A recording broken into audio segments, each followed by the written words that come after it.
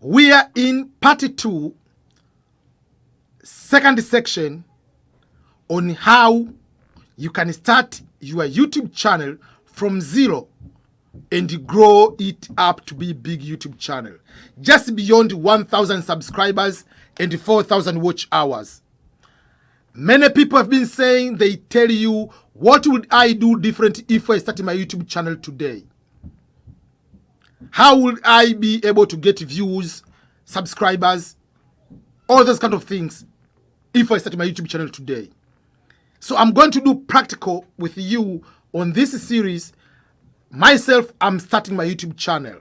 So if you haven't watched part 1, please go and watch part 1 as I'm explaining why am I going to start a new YouTube channel and what is going to entail and why everything I'm going to select is going to be with a particular intent to go towards to grow my YouTube channel and succeed.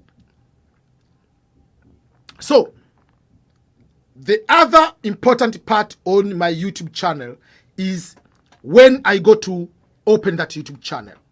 When I open the YouTube channel, already you have your email. Obviously, it will be easy. I believe you have created your YouTube channel. Before I announce it to any person that, oh, please, I open my YouTube channel, go and check my YouTube channel. Remember, this is the world of competition. How many videos are there in your YouTube channel? I don't want to open my YouTube channel and tell you, go to my YouTube channel, and when you go there, you find just one video of welcome everyone. That doesn't make someone to subscribe. Yes, some people will subscribe because they trust me. Oh, this is EBM, we know him, we believe we can get good content.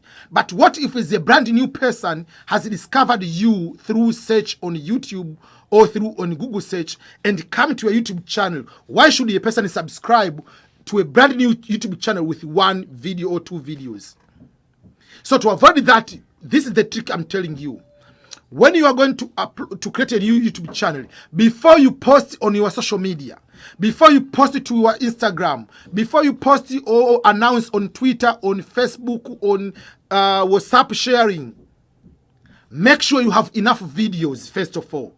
If someone comes today, oh, this person has a couple of videos, at least 5, 10, 15 videos. So what I've done today is this way. I have recorded 15 videos, which I'm going to upload on my YouTube channel. The link will be here below on this particular video. So while you are watching this video, if you open that particular YouTube link, you'll be able to go there and see my YouTube channel on day 1. Day 1, you'll be able to find 10, 15, 20 videos already there. That means it's going to make someone, oh, there, maybe this guy has a good content. Let me subscribe. So I'm going to give you a test. Not just by welcoming and telling what the video is all about. I'm going to give you the videos. You can be able to see them. So that is a very, very critical issue. When you are going to start your YouTube channel, make sure you have enough content. At least minimum 5 videos. But for me, I'm starting with 10, 15 videos. Because I know I've created all those videos before and I'm uploading there. So when you come there to my YouTube channel, oh man, EBM is in fire. Already there, you can be able to subscribe. That is another part.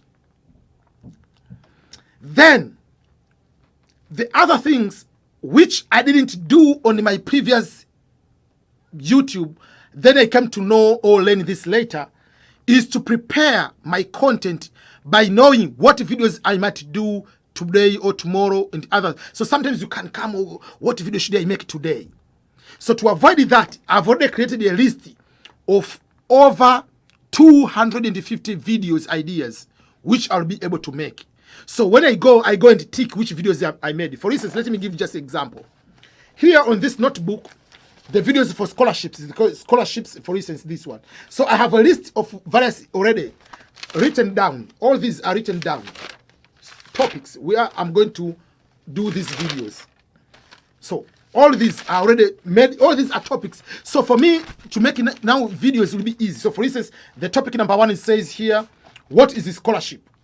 Number 2, how much % do they cover in scholarship? Number 3, what are advantages of getting scholarships? Number 4, why you should go to study overseas in the first world countries. What is the difference between scholarships and free education in Europe?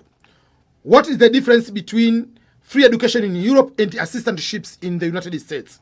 What levels? So I've already have all these topics. So for me, it's just going and making all these videos right now. So those are the things which are going, like, now I know what I'm talking about.